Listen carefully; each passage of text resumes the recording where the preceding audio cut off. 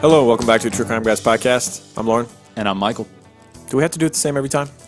I guess I could bring it in every now and then. Hello, welcome back to True Crime Guys podcast. I'm Michael. And I'm Lauren. That feels weird. It does feel weird. I don't like it. Well, okay. Back to the old way. Change is not good for everybody. Hello, welcome back to True Crime Guys podcast. I'm Lauren. And I'm Michael. And the world feels right again. All right. Back on track. How's everybody doing? We took a week off. Feeling the microphone love right now. I'm feeling like it's right back to normal. Like we can take months off. I feel like we just have this rapport on the mic. It does. It helps us a lot, y'all. It really does. Yeah, it's good therapy. Clear our I was all minds. depressed before we started this. Now I already feel like I've taken some kind of an upper. There you go. Podcast upper, man. It's natural Adderall. Right. Or antidepressant. Or it could be the cannabis oil I put in your coffee. Oh. It could be either way. Is that what it is? No. I can't feel my legs anymore. So how's everybody feeling? I'm sure you missed us. Yeah, I'm sure they did. Yeah, We missed you guys. We had another school shooting while we were gone. That was very depressing. It's so much more depressing now that I have a kid. I know I say this all the time, and I hate to be that guy that's like, well, when you have kids, you'll understand. But like, I just imagine my kid going to school now, and it's like I'm fucking scared. Right. Yeah. 18 of them. God, it just gets this year. It's just more and more. Yeah, and it's 17 dead. I mean, it's just amazing. You think how big of a deal Columbine was for so long. Right. And now it's like this one's bigger than that, and this one will be gone in a week. People won't be talking about it, you know? Yeah, we're becoming kind of jaded towards it. Yeah, totally. It's like an endless cycle of shit that's going on. Yeah. It's like a shooting, and then it's like thoughts and prayers, and then everyone forgets. Yeah, do not idolize Congress this. doesn't do anything. Do not idolize this bastard. I don't care what his excuses were about, you know, like his girlfriend broke up with him and he didn't like that. Whatever's going on. Like if you're in high school and you get broken up with, life will go on. I promise you. If you're listening to this right now and you're young and you're affected by something like that, just keep going. And when school ends, you won't even see those kids anymore. Your life will be completely new. It's like you started a new one. It sucks to hear this, but those people will not matter. No. And half of them are going to be losers. Right, and the ones that do will stick around. Yeah, I have 2 or 3 maybe friends from high school. I'm 12 years out now from high school. Yeah. Still talk to a couple of them, but man. Right. 10-year reunion, I was like, fuck it. Yeah. I'm not going. I'm not going. Mine's this year. I'm not going. Right. Fuck it. It's too far anyways. Yeah, so I'm very saddened about, I was bummed out about that, man. People need to quit glorifying these people. Granted, we're doing a podcast, but I mean, like we've always said, we really try not to glorify the killers in this, and we try to, you know, like in this case, we're going to try to bust talk their about balls what a great bit. person the victim was and what a piece of shit this person was that killed her. This was a lot like the Kitty Genovese? No, not Kitty Genovese. I can't remember our own cases. Right. The lady that was killed in the laboratory. Annie Lee. Annie Lee. Very much. This kind of reminds me of great that. Young mind taken too early. Yeah. By a sexual predator. Very positive contributor to society. Taken down just because. Well, we talked about a school shooting. This crime that we're about to get into happened at a high school. Yep. In broad daylight. And we'll get into all the details after Michael's beautiful intro. Okay. Hit it. JC, graphic testimony describing the moment Colleen Ritzer's body was found buried beneath a pile of leaves and debris. We're going to take you to a courtroom now outside of Boston, Massachusetts. Charging on the 22nd day of October 2013 in Danvers, in the county of Essex, did assault and beat Colleen Ritzer with the intent to murder her.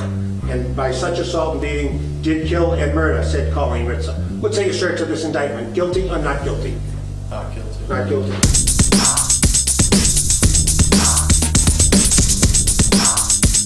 Ladies and gentlemen, the terrible, horrible event of October 22nd, 2013 didn't unfold in a screen capture.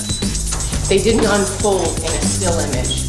They happened in real time, in real life, at Danvers High School in the middle of what should have been a normal day, in the middle of the afternoon.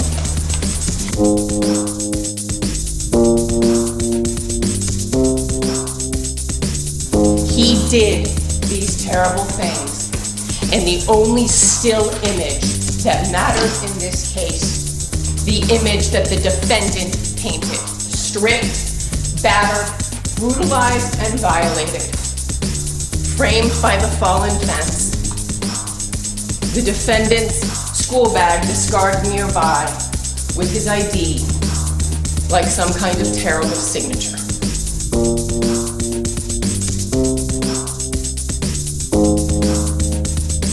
finds a way to get Colleen into those woods.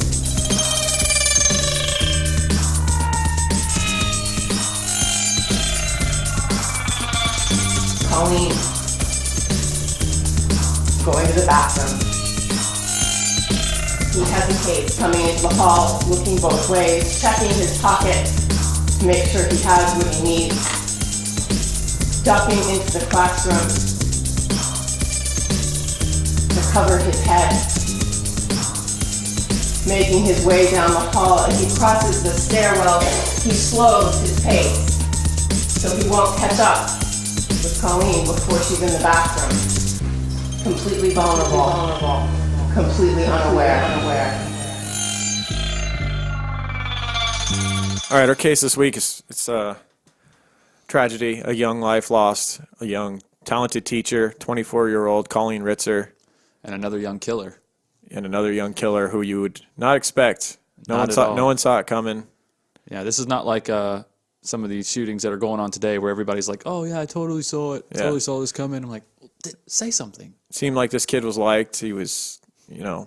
we don't want to give away too much, but Smart, athletic. smart. This story takes place in the town of Danvers, Massachusetts, at Danvers High School, where the motto is "Ladies and gentlemen, always." Huge high school.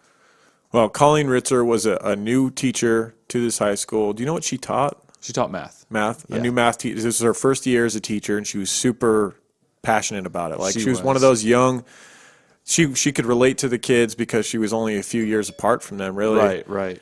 mean, she would relate to them on Twitter. She would put yeah, like silly little jokes. stupid math problems and stuff up on Twitter and stuff. She would and try to stay connect late. with them and- Stayed late after class, and anything she could do to try and enhance the curriculum for the kids. Right.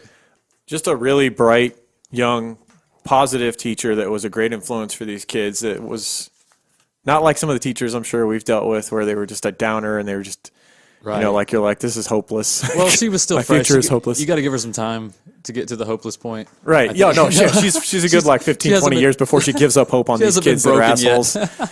Right, these young asshole kids, but she Middle never made school it. age. But unfortunately, she never got to make it to that point. Right. Because on this specific day, on October 22nd, 2013, she was reported missing by her mother. Her mother called her good friend, who was one of these fellow teachers. This is also this young teacher, Sarah Giaquinta, her first year, and she had become really close friends with Colleen quickly. Right. And actually, on this day of October 22nd, they were wearing the same outfit because it was Dress Like Your Friend Day. Of So they were course. both wearing pink tops and black pants. Right. And so when Colleen's mom calls Sarah Giaquinta and says that Sarah hasn't made it home, I guess she's the teacher still living with her mom, or maybe she would report She's to her only mom that she 24. made it home. Maybe, yeah. Or maybe she calls her mom every day Yeah, still and that's- lets her know how things are going, and she hasn't heard from her. And Whatever the case, the mom was alerted to the fact that she hadn't come home, so she Right. calls her fellow teacher and friend, Sarah, and lets her know. So Sarah tells her that she'll check the high school Right. for Colleen's car, and I believe she has her husband, Sarah's husband, Yeah. search the school for the car. Yeah, And he whatnot. does. But by this time, there's also another person who had become missing from this high school, and it was more of a concern because it was a 14-year-old Yeah. boy that had become missing. His mother had called the police and reported that he hadn't returned home, and that was a Right. boy by the name of Philip Daniel Chisholm. And this kind of overshadowed Colleen's being missing because, Right. I mean, this is a student. It's Right. like she's 24 years old. She can be missing if She's she a wants. woman. Like, She's she can do it. full-grown adult. Right. Maybe she drove to the store. Maybe she, who knows. Right. So she was kind of overlooked at this time. Right. And so Philip Chisholm is gone missing, and it's gotten to the point where even like the local police department tweets out saying, there's a 14-year-old boy by the name of Philip Chisholm that's missing. Right. I think they posted a picture of him and whatnot.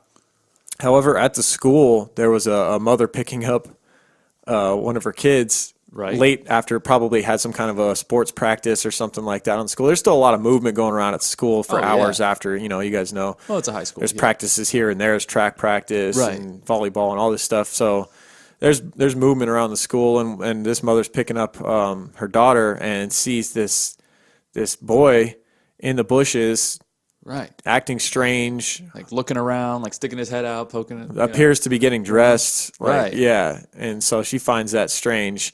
And so when she gets home and sees that one of her kids had showed her that there was a 14-year-old boy that was missing from school. Right. It clicked in her head like that was that was him. That was him, yeah. And so she calls and reports that she had seen him. And then there's all this just confusion going on at the school in general. Right. Now, Sarah Giaquinte's husband is he's at the school. He finds that Colleen's car is there. Right. And he begins to kind of do a perimeter search of the high school because there's woods around the high school conveniently. Yeah. And so he starts walking through the woods along with fellow new teachers. One of them, I think, was Todd Butterworth, which is an awesome name. Right. They start doing a search through the woods, and quickly Sarah's husband finds the purse. Right. And there also a was purse. There also was a police officer that had responded at this time, I think. So there's a police officer along with these first-year teachers that are searching the woods. And she was a newer police officer of like 2 months. Okay. And she was helping them search because the call wasn't being taken super serious right now. She was just it was just kind of a missing person. She's just here to check it out, whatever, talk with the resource officer there at the school, see what's going on. Yeah, so they find this purse in the woods, and it's Colleen's purse, they believe. Right, it's confirmed it's Colleen's purse. And so now police backup is called in. This has gotten more serious. This is just too strange to... I mean, you find a person's missing, and then you find their purse in the woods. And the way they found it, it was like wedged between two rocks. It's not like it could have fallen there. Yeah, it was placed there. Yeah. It's almost like hey, look over here. Yeah, so the police respond, and there's a full-on search of the wooded area near the high school, and then they find some startling discoveries. Right. They find a wheelie, like one of the large trash cans with wheels on it. Right. Like a large recycle trash can. Yeah. Like you'd put at the road. Yeah, tipped over. They find a note that says, "I hate you all," written with a pen. Right. That was the one thing that wasn't hidden at all. I mean, aside from the trash can, it was placed in a fashion to be found. It's kind of hard to hide a trash can, but the note was placed out there, and then there was articles of clothing, bloody clothing, bloody pants. They were so bloody that it's hard to believe someone wasn't killed in order to get this much blood. Right. Very hard to believe. Drenched, like you dipped them in blood, so much blood. And they were strategically covered with leaves. Yeah. Oh, wow. Then they also find Colleen Ritzer in a shallow grave, apparently dead. Essentially covered with leaves and sticks, but Right. And a certain stick as well. Was the stick so now there was a tree branch that had been used right in a sexual manner, she had been penetrated with a tree branch. Right. And I don't know if it was still like in her or if it was just nearby. I want to say it was nearby and it had residue on it. Yeah. And they could tell that dried blood was on it. And just to be clear, like this is not a tree limb. Like this woman was brutally tortured. Right. Out here in the woods. Like it was pretty obvious. It's unclear whether it was post-mortem or during the act of killing her. Hopefully it was after she was dead that the tree was used. Right. However, it became apparent that the body was transported. She wasn't necessarily killed here. Right. She could have been finished off there, but this event started somewhere else because the bin had been used to transport her body, and there was blood inside the bin. I just don't think there was enough blood right there at that scene for her to have died, right? I think that's how they knew that like this killing had to have taken place somewhere else because the blood was just like it wasn't enough and it was too dried. Right, and the fact that that they knew that she'd been transported in that trash can. Right. And so this trash can was school property as well. So that's another red flag as to where this may have occurred.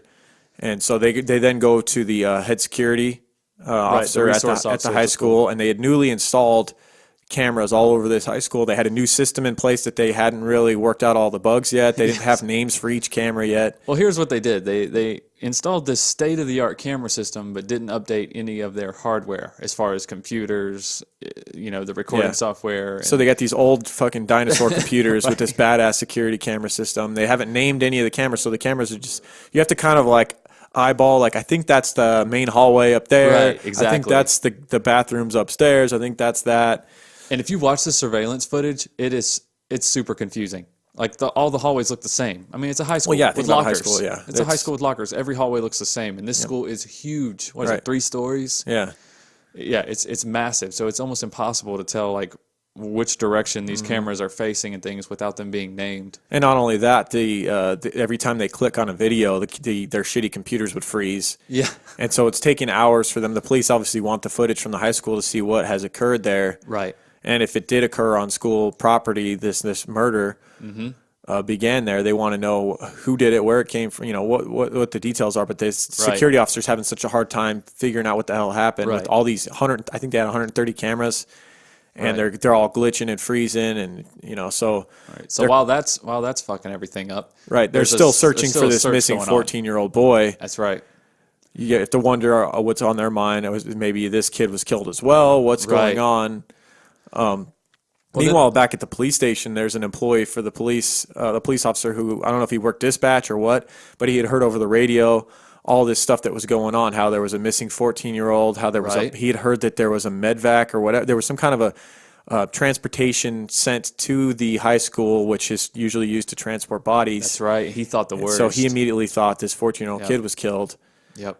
And he then that night his shift ends and he's driving home along this highway. I want to say the I-5 or something, and he spots a young man walking along the highway in the rocks off to the side, like in a spot where people don't normally walk. It's a dangerous area to be walking. Right. And he's walking opposite of the traffic direction, walking against the grain. Yeah. In a sense, and he's off in the trees like he doesn't want to be spotted. And it just kind of alerts this officer, and he turns around. And also, what was suspicious about it was the fact that the direction he was going was not towards town. Like the next town was a ways away, and it was a rural town, right? Very small town. Like you wouldn't be heading there if you didn't know anybody or have business there. It would be strange for a 14-year-old just to be heading that direction alone. I want to say when he turned around, the kid had turned and headed another direction as well. It just seemed as though he was walking aimlessly. I would say kid, but at the same time, like this police officer made it sound like this looked like a man because this was a large teenager. This is a large 14-year-old. Yes, we'll get into. He's a big boy. Yeah. So he turns back and is able to approach this man who he thought turns out to be a 14-year-old kid. Right. But this kid is very unresponsive and not giving him much as far as he won't tell him what his name is, where he's going. Yeah. When he asked him, didn't he say he was going nowhere? Yeah, he said I'm going nowhere. And he was like, well, where are you coming from? He said, Tennessee. Yeah, which is nowhere near Massachusetts. No. If you know anything about the United States. A little ways away. Long walking distance. Right. It's a little bit of a jog. A little bit of a hike.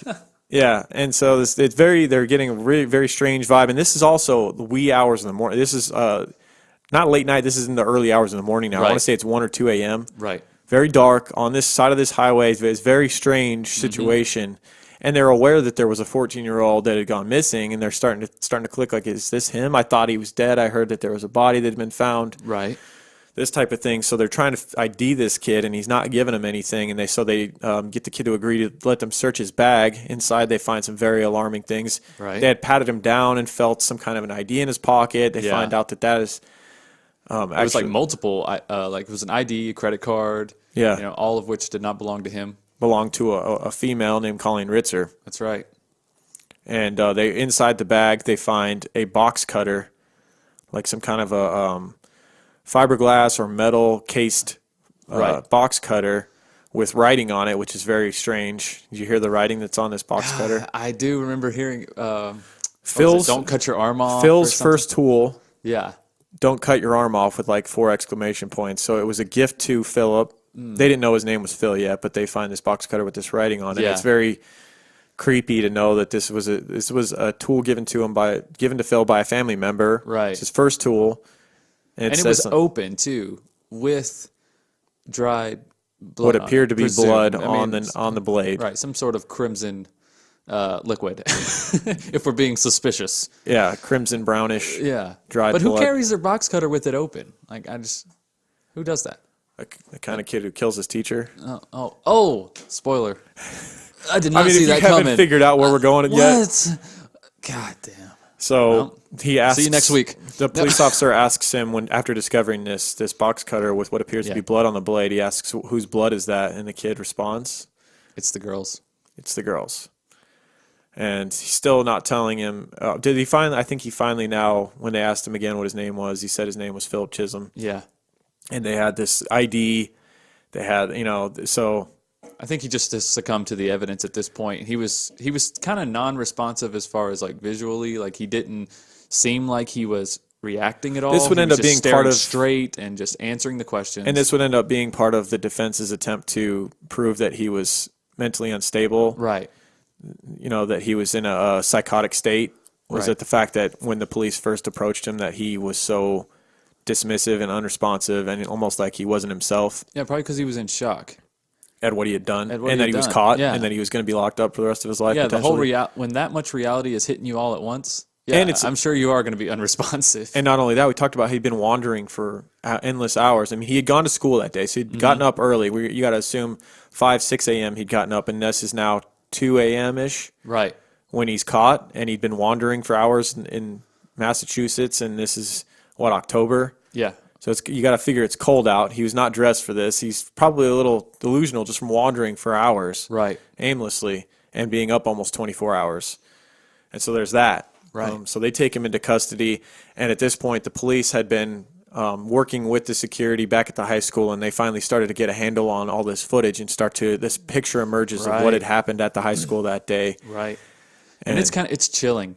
Guys, if you want to check that out on YouTube. It's all over Philip YouTube. You Chisholm. can Just watch type the in whole Philip thing. Chisholm surveillance. There's like a 12-minute video I know that's like all of the footage chronologically back to back, and it shows you the little timestamp in the bottom. Like it's chilling the way all this goes down. You definitely have to check it out. Yeah, so we'll break it down for you, and then maybe you can watch along on YouTube and as we describe what had happened that day in high school. So school had let out. This was after the main school classes had ended and everything, and everybody's going home or going to practices and whatnot. Right. And Colleen Ritzer, we talked about how she usually stayed after and would work on bettering her educational program. Absolutely. And she would also stay and help students, after school students that were struggling. And seemed like a friend to students in that if they wanted to hang out after class and just do whatever, because there was a girl in her class that was just hanging out and drawing, I believe. Right. That was hanging out in Colleen's classroom and drawing.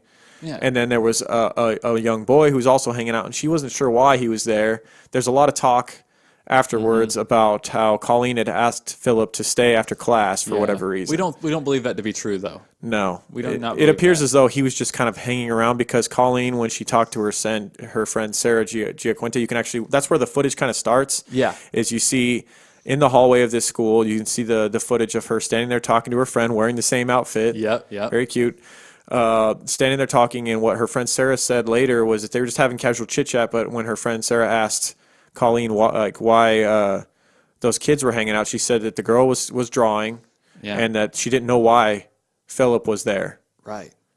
And you can almost get the sense by watching his body language. Oh, you can tell in the on video. the footage he has that he was probably he's very unsure. pretty nervous Yeah. in that classroom, and Colleen probably got a weird vibe from him, a creepy vibe. And that, like, he was just kind of he probably wasn't even doing. He was probably just staring at her. You know what I mean? Like in Standing that in the classroom. corner. That's probably why she got weirded out and went to the bathroom. To be honest, Yeah, you're right. he was probably just sitting in there, just gritting his teeth and staring at her. Yeah. And Just she's waiting like, on that other girl to leave. I'm gonna go to the bathroom and hope he's gone when I get back. Probably was part of it. Even though you're right, though. she would love to help teens that were struggling and whatnot, Right. but you just got to watch his body language. So she talks to her friend, and then she casually walks down the hallway towards the bathroom, which are just right down the hall. You then see the teacher leave, and you see Philip come walking out of the classroom. Comes walking out, looks in her direction of where she had walked, Right. kind of stutters for a minute, walks back to the classroom, Then comes back out with his hood on. comes back out with his hood on, and Now is we kind don't of know like it's him. zigzagging, walking through the hallway. Almost kind of seems like he's waiting for the right moment, like waiting for her to fully enter the bathroom and get ingrained in what she's doing and get distracted enough. Maybe she's in the stall using the restroom, and then he walks up to the camera changes. You see him walk up to where the women's and men's bathroom is. Right. And at this point, he's putting gloves on. Yep. He's got his hood on. He's putting gloves on. These video cameras are no joke. Like they're not like your typical like gas station surveillance where it's all blurry and shit. Like No, it's HD. It is super high quality. Not bad for 5 years ago. It's very nice. Right. Like there's no guessing Yeah. who this person was. Oh, what's was the like, point of putting your hood on at this point? Exactly. I imagine that he was thinking in his mind like, oh, they're probably gonna rewind it. And then they'll just rewind it to the point where they see me with the hood and they'll be like, damn it, that's our guy. No, see, like If we could only see his face. now this is another reason, like this is another thing that the defense tried to point to as far as like his mental state and his is like they said like he did not try to disguise his face. They're like, look, he's not a good murderer, okay? So he's got to be crazy. Right. However, you're not taking into account that he's a 14-year-old. He's dumb. Right. Like he's dumb and he's going on it. First of all, he premeditated this because he brought all this stuff with him Absolutely. to school. He brought the box cutter. He brought the gloves. He brought the fucking ski mask. Yep. Like he knew what he was going to do that He's day. hanging around, But waiting for her. when it came time, he didn't have this thing planned out. We've seen it before with killers. That doesn't let you off the hook. The fact that when it came time to do the act, that you made a lot of mistakes because your adrenaline's pumping. Right. And he didn't really think it through. You know what I mean? No. He's just. I think what happened was he became infatuated with this teacher. I've been there. Like I've been into certain teachers growing up. Like you have a cute teacher and like you get this connection with them. Right. I think he got to an unhealthy level of Raising your hand, you obsession don't with even her. have a question. Yeah, I think he got to this unhealthy level of obsession with her, and he had to have her. And You think so? in his mind, I think I'm taking what I want. Yeah. Because this was a sexual crime. No doubt, make no doubts about it. Yeah. It's You kind of hear glossed things- over, though. Well, In, like, you the hear initial things reports. like you hear this trigger word, right? There's a part of the story where people tell where supposedly at some point in class she had mentioned Tennessee, and this was a trigger word for him because when we go back through his past, it's a soft spot for him. He had formerly lived in Tennessee. His family forced him to move, and he didn't want to move to Massachusetts. He loved it in Tennessee. He was a popular kid there. He had a lot of friends and whatnot. And he had left it in the past, and he didn't like hearing. Right. It's a tough time to move. But to think that you would brutally man. kill and rape a woman over Yeah. that just doesn't make any sense, does it? It's just an excuse. I think it was just another feeble attempt at being like, oh look, I was suffering from psychosis or some sort of mental state where I didn't know what I was doing or just blinded by Now, rage or whatever. if that was the case, then when she said that word in the middle of the classroom with all the kids witnessing it, he would have killed her then in front of everyone. If that triggered him to the point where he went into a blind rage, that would be defendable in court to me. Like Okay. if she's in class and she says Tennessee and he loses his mind and attacks her and kills her right there, that's a moment of rage. Yeah. You know what I'm saying? Like Yeah. that to me, it's like, okay, this kid, something went wrong here in his brain. That would in be a a whole split nother second. show. Yeah, that'd be a different story. I Yeah. think that would be more like you could actually give a mental defense in court on that. Right, To right. me, this premeditated act with a sexual tone to it. Yeah. I mean, you brought gloves, you brought a knife, you brought change of clothes. You're hanging out after school where you're not supposed to be or have no reason to be. Right. Like, yeah, you're right. Everything is just so planned out to a certain extent. Mm-hmm. I mean, but like you said, you can plan all you want, but But then your you're going to make adrenaline mistakes. and- yeah, You're going to make mistakes. That explains all of that shit. It has nothing to do with. You see it in the being Super Bowl. crazy. Teams get super jittery. You see Peyton Manning snapping the ball over, calling an audible, and while the center snapping the ball goes over his head, and there's a safety on the first play of the game. Like you see guys that are even like that are professionals make mistakes in it Absolutely. because the moment's so big. This Right. is his first time killing. We've seen it several times with serial killers where the first couple times they kill, they make a lot of stupid mistakes, and then they learn from them, and maybe they get lucky. They don't get caught right away. Right. But Yep. this dude was on camera, 130 cameras. Oh yeah. That was the biggest mistake. You're killing at a high school. yeah. With people walking around everywhere, with the cameras state-of-the-art everywhere. surveillance system. Yeah. He didn't think it through completely. So obviously. he follows her to the bathroom. She enters the bathroom. He shortly thereafter enters the bathroom wearing a hoodie and gloves. Obviously, we don't have cameras in the bathroom to see what occurred, but we know what occurred based off of evidence, and that he was in there for about 11 minutes, and in that time, that bathroom became covered in blood. She was strangled and stabbed in the neck approximately, 16 in the times. teams? Yeah, 16 times. lacerations on the neck. So he's inside for 11 minutes, in which he does rape her in there because there was semen found inside her vagina Right. later on. Now, whether that occurred in the woods or in the bathroom is kind of irrelevant, really. Yeah. But the tree branch was used in the woods, obviously. Right. So he's in the bathroom for about 11 minutes, and what made him actually leave the bathroom was the fact that a girl, a student, walked You in the see bathroom. her on the surveillance. She's in there for like Now, 2 what seconds. she saw, we'll probably never really know, because what she said was she thought that there was consensual sex going on in there. Right. She heard noises. I think she said she saw a bare ass or something when she Yeah. walked in. Who knows what she saw? It couldn't have been. I think she saw something horrific, but maybe she was too afraid to say what she saw, or maybe she's scarred by it. Because, I mean, that bathroom at that point, 11 minutes in, had to have been covered in blood and just God. a mess in there. There's no way that she Yeah. just thought she heard consensual sex. But she basically walks in and walks immediately out, and kind of in a hurried manner leaves the area. And then you see Philip almost directly follow her out. What about, I mean, how did Colleen not make any sounds? That's I'm what sure she kinda- did, but I mean, this is You like think so? The school's, it's not completely empty, but there's just a random straggler here walking around, a teacher leaving the classroom and heading home with all of her stuff. You know, it's just. I don't know. I feel like he must have incapacitated her right away. He must have went straight for the throat. I think he slashed her throat right away. Yeah, he either slashed her throat right away because or choked her we just heard the unconscious. BTK episode, and when you know how hard it is to strangle someone without the struggle going on. This is a young, fit woman. Yeah. And if this 14-year-old just tried to strangle her, it would have been. Although he's not your normal 14-year-old. He is a big kid. He's a big and he was kid. known to be a good athlete and whatnot. Right. He was a big kid, but still, I feel like if he just tried to straight strangle her, there would have been a lot of noise. There would have been a lot of struggle. Yeah. But I think he even later said that he tried to slit her throat right away. God. Of course, even that sometimes isn't as easy as it looks when someone's struggling for their life. So it became a mess. There was a lot of cuts and lacerations on her neck. Mm-hmm. And she was the cause of death would end up being asphyxiation and lacerations to the neck and bleeding out in a sense. So by the time she left the bathroom, it's unclear whether she was fully dead or not. She may have still been very sad to think, but she may have still been fighting for her life inside that trash can. So he goes out, basically follows that girl that walked in on it out, and he then kind of wanders through the halls and down the stairs. You watch the footage and you can see his hands are just blood red. Yep. His hands are covered in blood. There's blood stains all over his clothes. He then goes downstairs where he locates the large recycle bin. Right. Wheels it up, uses the school elevator, which is not supposed to be used by students unless they're injured. And it's mainly used for deliveries and injured students and teachers and whatnot. And at this time, he's took his hoodie off and he has a ski mask on.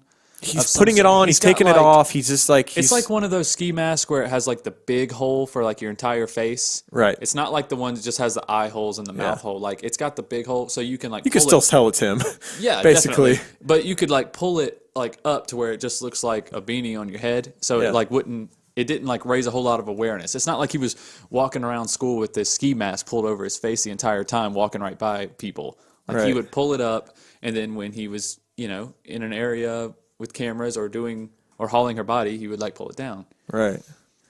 So he had gone to the classroom after leaving the bathroom, gathered his clothes and whatnot, kind of changed in a sense, but he still had the blood all over his hands. He put the ski mask on. Yeah. Still had blood on his pants. I'm like, yeah. And so, he's just so like barefoot too, right? Wasn't he walking around the school barefoot with blood all over his pants? Though, like that wasn't that crazy because when they showed the video of some of the other kids that were like hanging out front of school, they were all barefooted. Yeah, I guess they were getting ready to put their soccer cleats on or whatever. Yeah, they're probably going. Yeah, but I mean, the blood on the pants a little weird. Blood on the pants is kind of strange. Maybe his behavior just a little red weird. Flag. His kind of like aimless wandering. Yeah, is a little strange. And just to, he's just an awkward I think he just didn't know what to do. He was just in shock couldn't even believe that he had just done that. He was like, oh my God, what the fuck? Probably couldn't believe that he had just done that. Yeah. Probably adrenaline racing, probably very excited about what he had just done, but also kind of nervous about what he had just done. Mm-hmm. So like we said, he makes his way back up with the trash can, brings it into the bathroom. Minutes later, he's then seen dragging the trash, kind of like aimlessly, kind of just casually pulling this trash can around, trying to act like he's a custodian or something, I guess. Yeah. Passing students, passing teachers. There's a teacher outside that he passes, pulling the dumpster, and the teacher's just too busy looking at his phone or whatever.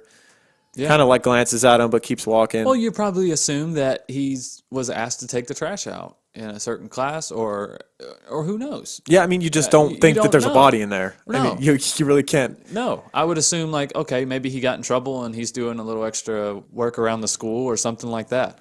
Yeah. Yeah, you just, like I said, you just don't assume that that's a body that this kid's wheeling around. No, absolutely not. Because it's just such a normal day in a small town, middle of the day, school just let out. Right. Like, you wouldn't think something this sadistic would have happened.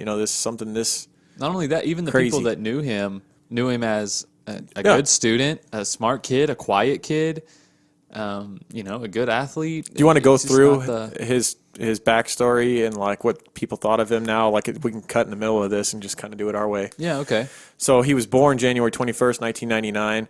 He shares a birthday with Grigory Rasputin. Oh. That dude is fascinating. We can almost do a case on him. Yeah, probably. Yeah, who else? I believe that his Benny dick is Hill still dick is still in a jar somewhere in a museum. Oh, good for him. So Every man's Legendary dream. penis. Dick to outlive you. Legendary penis, Rasputin. There you go. Benny Hill, also born on January 21st. Oh, wow. That's not that great of You could almost play the Benny Hill music behind his fucking footage of him wandering around the school nonstop. You could fast forward. Just looking in classrooms and shit. Being all weird. creepy. Yeah. It's not funny, but it's funny in a sense. No, right. His mother, Diana Barbary Chisholm, was born in Sao Paulo, Brazil. So he's like a mixed race kid. He's kind of like darker skinned. Yeah. And his father was from Kentucky, so. Right. So he's got a little hick in there too. Yeah. Brazil and then hick. That's a weird mix. It's the best of both worlds there. Right. His parents were married in September of 1998. God, he was born in 1999, this killer. That's so crazy. It makes me feel so old. That is crazy. There was kind of a rocky marriage with his parents. Yeah, his dad was in the military. They moved around a lot. He cheated on his mom. Cheated on her, and he was also abusive. Yeah, they ended up filing for divorce in 2001. There's not a whole lot of insight into what kind of abuse was going on in there. It's alleged that there was sexual abuse going on with Philip, with his mom. Who knows, really, because you don't get a lot of discussion from his parents about this, but there's a lot of speculation about abuse within the childhood. We talked about the move that they forced him to make from Tennessee, which definitely made him angry. Right, and I don't think the fact that they were staying together helped at all, because they had, they filed for divorce, like you said, but they didn't get divorced. Right. They didn't get divorced. Well, I think they separated for a while, and then they got back together. Yeah. Before they moved. Right. Yeah. So now you're back together in an unhappy family and moving a place that you call home. Right. You know what I mean? Well, first they moved to Boca Raton, Florida. And then, for a short time. Then back to Tennessee, and then they moved 1,150 miles northeast to Massachusetts in late spring of 2013. So you got to think they moved to Massachusetts that same year. Later that year is when he commits this act. So it must have really affected him, not to give him any excuse by any means. Like, we all have shit we have to deal with, Like, how many? I'm one of the few lucky people, and you, where our parents are still together. Right. But I mean, it's very common for, your parents to get divorced or have problems. Most people don't go raping and killing teachers. Over it. And people move. I mean, your kids have moved around how many times now? A shit ton. I just moved them across the country. So, right. I mean, moves are rough, but there's ways to work it out. I mean, this is obviously something deeper seated in this kid. It's not a move. It's not just a bad the fact that parental relationship. Things are, like we talked about, things are such a bigger deal when you're a teenager. And then that's true. Your world is so small. Yeah. Your world is so small. I have a younger sister who's a teenager right now, and just everything is a big deal. Everything's about her. Everything is just everything's a big deal. Everything's devastating. Everybody has ill intentions. Yeah. Everybody has some way of getting at her or something, and I'm like, it's not. I just want to be like, you don't matter that much. Yeah. Like, you do matter a lot to people, to your family and stuff, but like, just step back. Like, look at the bigger picture for a second. Like, watch some documentaries about space or something. You need to feel smaller. Now, what's your opinion on, did it have anything to do with the moves? Did it have anything to do with anything other than, I just feel like this dude was going to be a dangerous sexual predator, kind of like Ted Bundy, no matter what. I think he had something wrong. Well, let me put. He had some weird unnatural obsession with. I mean, the fact that he sodomized her with a tree branch in the woods. That to me is a deal breaker. Yeah, it signals more than just. He was angry about this or that or what trigger we talked word, whatever. about in the Eric Smith case. Eric Smith was 13, just a year younger. Yeah. Okay, and we were okay. We're like, okay, the kid snapped. Yeah. The kid beat up somebody. Okay, but the sodomizing with a stick, right? Brutally beating them after death and destroying their body after death. Like, that's when you take it too far. It's like, okay, you just went from having an episode and freaking out as an adolescent to there's something wrong with you. Right. You're wired differently. You're going to be a repeat offender. Like, you enjoyed this too much. Yeah. And I think that's the breaking point for me at this case. Like, as horrible as it is to say, if he would have just snapped and beat her or killed her or something, it's like he would have a little bit more of a leg to stand on and then just leave and be like, oh my God, what have I done? Mm-hmm. But that's not what this kid did. Right. He proceeded to cover it up and to plan, and then he wanted more alone time with her. Yeah. Her body.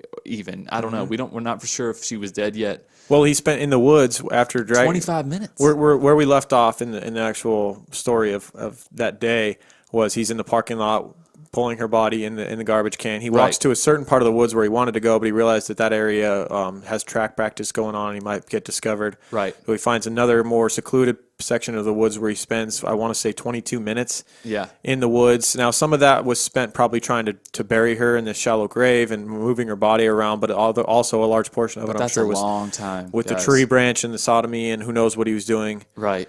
Writing the note. Some kind of, writing the note, but there was sexual acts for sure going on in there.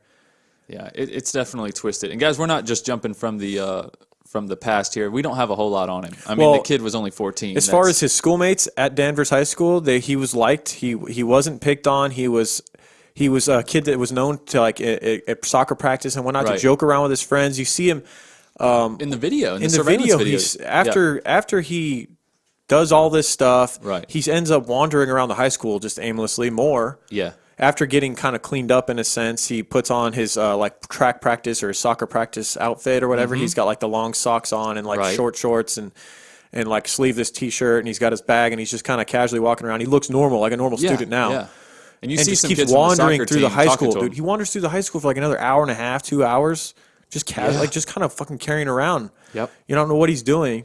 He ends up running into a kid who had obviously either just gotten done with practice or something that he knew, and he's just kind of standing there talking to the kid. Kid later said that he seemed a little down, a little depressed that day, but normally he was a fun, joking around kind of kid.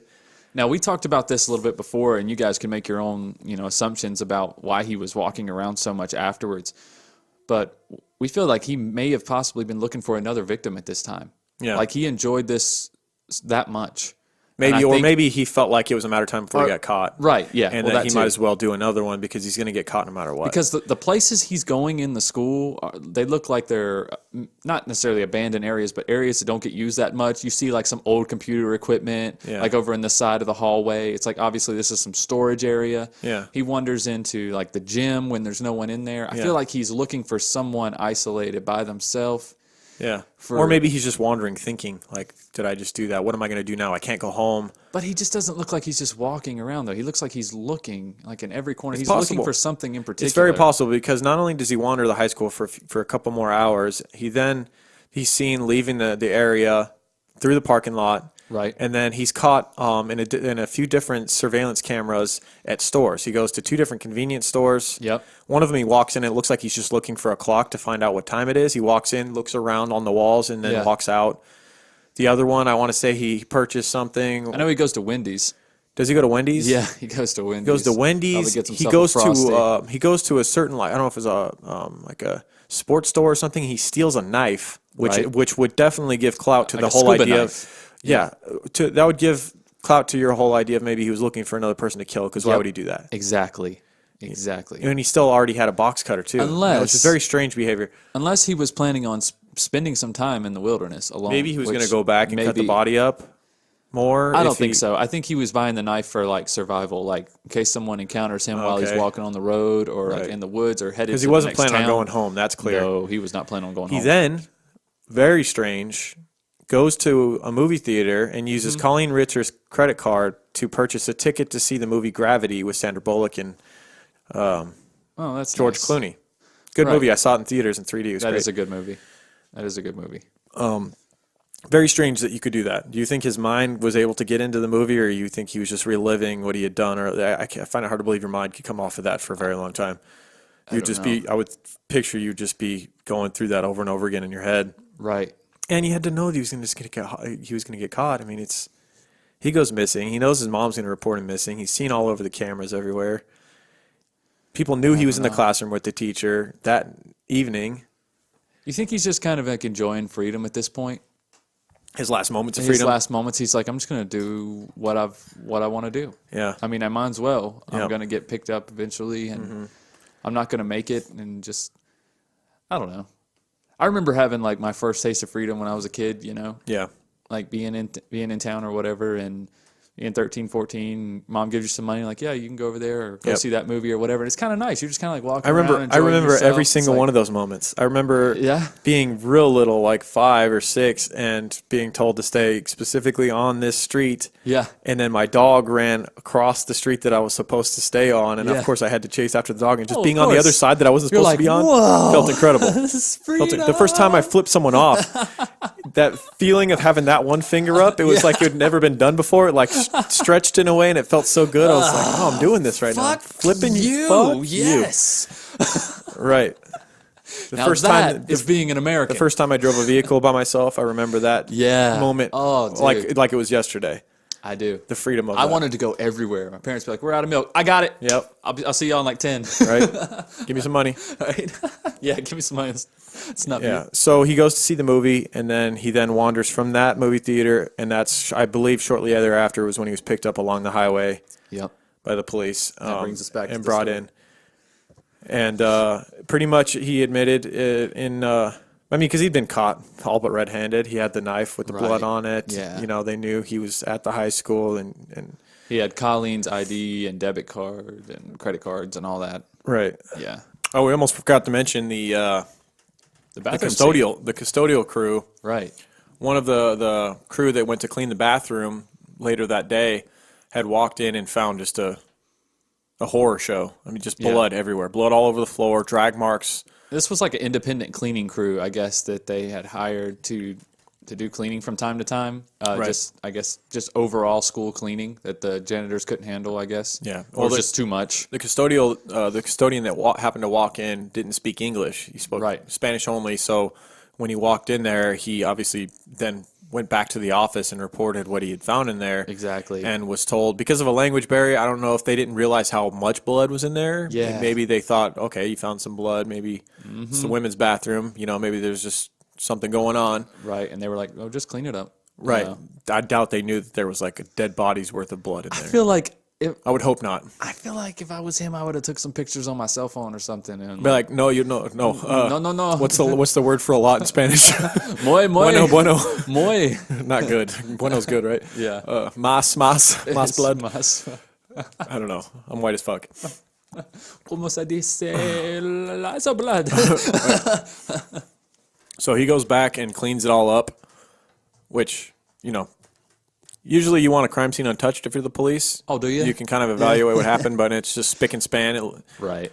And but I mean, they were still able to find the DNA evidence of the blood there. Right. There was enough traces left. Yeah. Oh yeah. It's hard to get rid of all of it, I would think, even if you're cleaning and they're probably just removing the surface stuff too. Well, even if you use bleach, they can still spray. You know, you've seen CSI. They spray the stuff on; it turns a different color. Right. Clothes. Turns like purple or something. The iron in the blood. It's the iron in the blood, I think. Oh, that's what it is.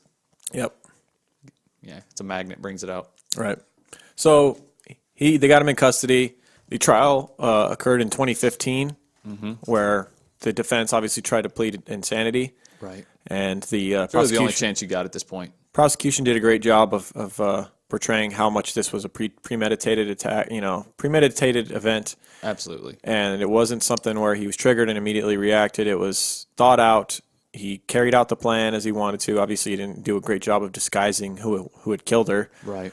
But, you know. But he was new to the area, new to the school. Maybe he just didn't know about the cameras. And new to killing. And, new to being a murderer. I mean, everybody, you got to get your feet wet somehow. Yeah, just before he got his feet wet, he was taken out of the pool and thrown in jail. That's right. I think he got his feet wet. He would end up being found guilty of first-degree murder, armed robbery, and aggravated rape. He was not convicted on the rape charge of the tree branch in the woods because the jury was not sure whether she was dead or not at that time. Right. However, he would end up. He can't get out for another 40 years, at which point he'll be 55 years old. Right. Wow. And that he can start his appeals for parole at that point, right? Right. I'm sure it didn't help that in June of 2014, he assaulted another woman who worked in a facility where he was being held. So this was pre-trial. Right. He attempted to sexually assault another woman.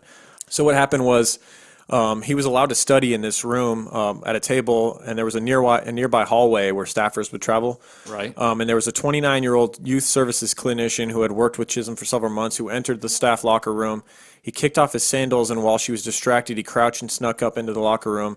He was carrying a pencil, and he went in and waited until she came out of the bathroom to attack her. He grabbed her around the neck and began choking her until she was unable to scream. She barely made it through this. Honestly, the only reason she was able, she made it out of this alive is because she was able to get one of his hands free and scream. Right. And I know they're trying to rehabilitate that's after he had punched her in the face, head and jaw. He's full on attacking her. Right. I mean, I know they're trying to rehabilitate him to be around women and everything. Yeah. But I would not have assigned a woman to him this early.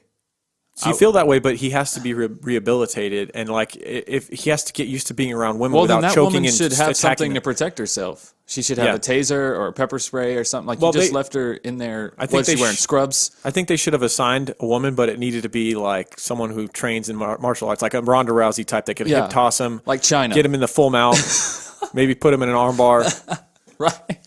and really make him pay for these crimes. I wouldn't. I just put a fucking Marine vet in there disguised as a woman. Let him fuck that motherfucker up.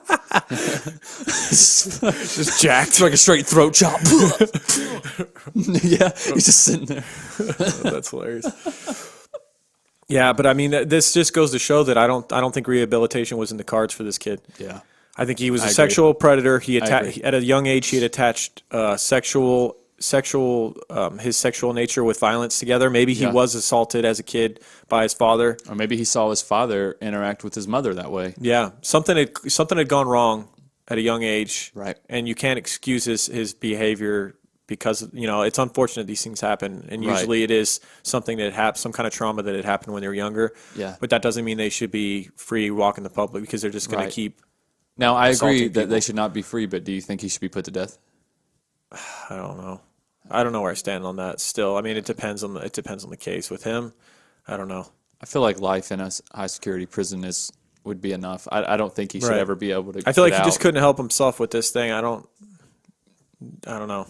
It's hard to blame a wish I had an 14-year-old on your. You know what I mean? It's hard to blame a 14-year-old for their entire life, but just the sheer gruesomeness of the crime, he can't be out again. I think sexual offenders are the Then to hardest to repeat. rehabilitate because right, it's yeah. just you get we all get sexual urges Right. on almost a daily basis, Right. and if that's what your brain is into sexually, you've heard pedophiles say that I can never be free because I'll do it again. That's right. That's what I'm into. I'm That's into just the way I'm they're into wired. children. That's the way I'm wired. That's what makes the connection for them. As you- horrible as it is, at least those people realize that they can't be out in society, yeah. and they can't be rehabilitated. We I saw think. with BTK at a young age, he was drawing women tied up. That was what he was into sexually, and that's when he ended Right. up. And he ended up acting out. You saw with Dahmer when he was a teenager, hiding in the bushes, waiting for the jogger to run by. I think that's Right. with Philip Chisholm, we would have seen a serial killer had he not been stopped at a young age. I think maybe he was. Luckily, he was young and dumb when he acted on it, and he Right. didn't cover his tracks at all, and he got caught. But however, I think he would have been a repeat sexual offender. Right. Like we saw with Jesse Matthews, where he would stalk and attack women, and Yep. it was just what some people are into, and those people need to be put away. Yep. It's like a high that they just can't get anywhere else. Yeah, And Ted they'll do Bundy, anything to same get it. thing. Yep. Ted Bundy, same thing. Just I'm not saying. Well, I take that back earlier. I said they can't be rehabilitated. I'm not going to say that, but I just think feel it's like less likely with a very sexual difficult. offender. It is because it's such a Because they're going to get deeply those urges wired again. Urge, Yeah. yeah. In our, They're not going to just become normal and just want to have normal sex and have a normal relationship with their wife. It's always going to be a problem. That's right. That's And right. they may be able to subdue it for a while Yeah. and keep it hidden, but it's going to resurface. Right. What did BTK call it? Factor X. Yeah. That power, that control. You saw him do it again immediately while locked up. Right. A year later. He's not going to stop. No, you're right. You're right. So that's Philip Chisholm. Yep. It's one of those. It just as a true crime person, it's one of those few rare glimpses where you hear about a killing and you get to kind of see the footage of those moments. Like obviously Yeah. not the killing itself, but just Right. being able to watch the eerie moments of her walking down the hall into the bathroom, not knowing she was about to be brutally killed. I feel like this is that gives you that weird eerie feeling as a crime Yeah. junkie that you're just like, oh, this is. I don't know. I feel like there's going to be a lot more of that in the future. as these cases. Yeah. You know, unfortunately, we're in a surveillance era now. Everything on a positive note, it's keeping people from being a serial killer. Yep. Because there's nowhere to hide. It's not like in the 70s and the 80s where you wear a pair of gloves and you're scot free as long as no one sees you. Yep. And even if somebody sees you, you still might be free. Right. I mean, cut your fucking hair. Yeah, it's a different time. It's a different time. It's, you know, there's so much to get caught now. DNA has advanced so much to where we can, pinpoint exactly the odds. After they traced the blood, that was found on his stuff, they were able to connect it to Colleen, and they said that there was like in the quintillions, that the odds of it not being her blood was in the quintillions. Yeah, it was ridiculous. So that's it. That is it's Philip Chisholm. Philip Chisholm, Colleen Ritzer, rest in peace. She seemed like she was definitely going to make a big difference in a lot of young kids' lives, and would have been a great teacher for many years. And it's just, it's unfortunate. Yeah, it is. To lose someone who loves sculpting young minds and not did it just because that's what they went to school for or whatever. Someone who always wanted to, and was passionate about it and was going the extra mile to connect. And I think her last tweet, it's a great loss. I want to say her last tweet was just heartbreaking too. It was something like, just whatever you do, be nice to people. It's a great legacy to leave. It is. Yeah. Yeah. My kid is here, by the way, so he's going to do shout outs with us. What's up, buddy? I'm going to go ahead and start the shout outs with sticker donors. We had some people that went to our website, truecrimeguys.com, clicked on stickers at the top, and donated whatever they wanted, a few bucks, and we sent them some stickers. We've got 3 or 4 different designs right now, so I just kind of do a mixed bag. You donated. Yeah, tell him, buddy. He's trying to talk. He was completely quiet until Lorne started talking. He's a natural, man. He's like, dude, it's this in is the easy. genes. He's like, anybody could do this. Let me see that mic. It's in the genes. Sabrina in Indiana, Shelby in Ohio, and Mihan in Indiana. Thank you guys so much for your donations, and we hope you love your stickers. Thank you for all the new patrons this week. Yep. Those of you that have hung around, we appreciate it. Yeah, hope you enjoyed the BTK episode that was almost 3 hours long. Right.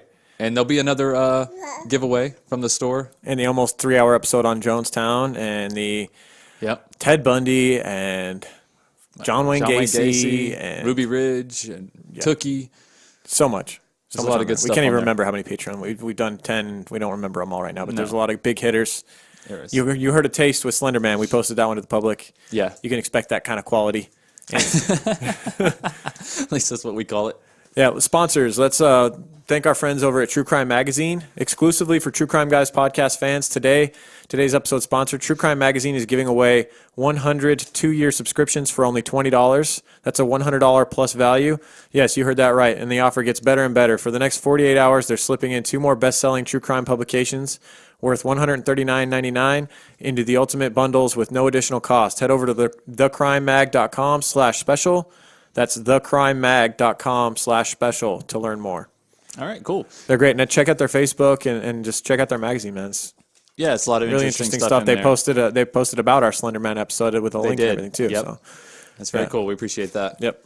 And we have a new sponsor this week that I'm actually pretty excited about. We talked about this a little bit on our Patreon episode, but for those of you who are not patrons, we're doing a thing now where if you're a listener and you have a small business, we'll give you a largely discounted rate to do advertisements on our show. Right. And one person that reached out to us was this next. It's Oma Gaia. She makes all natural deodorants, fragrances, beard oil, very good stuff. Like she has beard oil? Yeah. Ooh. Yeah. Like this is stuff that. What is it? How do you spell it? Oh my Gaia. Going to use. Yeah. You can go to ohmygaia.com. It's ohmygaia.com. And also Oh My Gaia on Instagram. You connect with her on there. Very awesome. It's Wendy. She sent us a deodorant of our choice each. Right. I picked Lumberjack. Phenomenal. The best. I'm not just blowing smoke up your ass. This is the best deodorant I've ever used. It really is. It's phenomenal.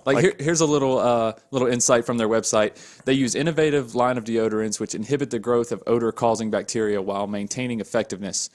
Oh My Gaia uses only all-natural, and they're paraben and aluminum-free, and all organic ingredients. And you can tell. Like, it's when you're wearing it, I've been wearing it for like very last 2 light. weeks. Like, you don't even know it's there, but the smell is amazing, and it keeps you very dry. Exactly. It's not like normal stick deodorant where it's like all slimy and whatever, and it gets on your shirts and all that. Right. It's really good stuff, and it smells amazing without being overpowering. Right. What scent did you get? Lumberjack. Lumberjack. Of course. Okay, right. What'd you of get? course. I got sandalwood because I thought I was going to be sharing with my wife, but Right. she ended up. My wife uses lumberjack. She and she loves it. She actually just stole it from me. So she sent me like these little sample ones. So I used Egyptian musk. That's actually my favorite. I'm going to order some more of that pretty soon. And then right now I'm wearing leather. Beautiful. Yeah, it smells great. Yeah, dude, and it lasts a long time too. It does. Like you scoop, it's different. You don't roll it on. Like you scoop it out with like a stick Right. and put it on, which I enjoy. I just use my fingers. I just like to have it on my hands. I do too. It smells great. Like it really does. But Yeah, so if you want to advertise on the show, hit us up and we'll tell you it's very affordable. And Right. we'll give you a minute, 2 minutes, whatever you want, and we make it very easy. You just transfer right to our PayPal, and that's right. That's it. One more time. It's ohmygaia.com.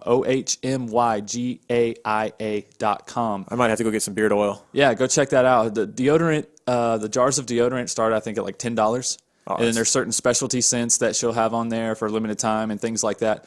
Definitely worth checking out. If you do go buy something, let her know that we sent you there. Right. And if you're tired of putting aluminum in your armpits, Yeah. maybe start being healthy, motherfucker. No, but it is a great alternative. But anything else? At True Crime Guys on Instagram, at True Crime Guys on Right. Twitter. We have Facebook. We have a closed Facebook group. If you want to be a part of that, hit up Michelle You K. can get on there and be part of the discussion and post things or whatever. We check on it from time to time. Yep. Thank you it's a lot guys of for all fun. the suggestions. Thank you, Storm, for this week's suggestion. Right? We got to figure out what we're doing next week. We have some ideas. We kind of want to do like an unsolved case. Finally, we've never Yeah, we really want to done do something like a that's fully not unsolved case. Yeah, that's not necessarily a murder or a serial killer or something like that. So Yeah. should be interesting. And Something we've off gotten the some wall. good suggestions in that realm recently. This kid is grabbing the microphone. He's going He's nuts right being now. crazy.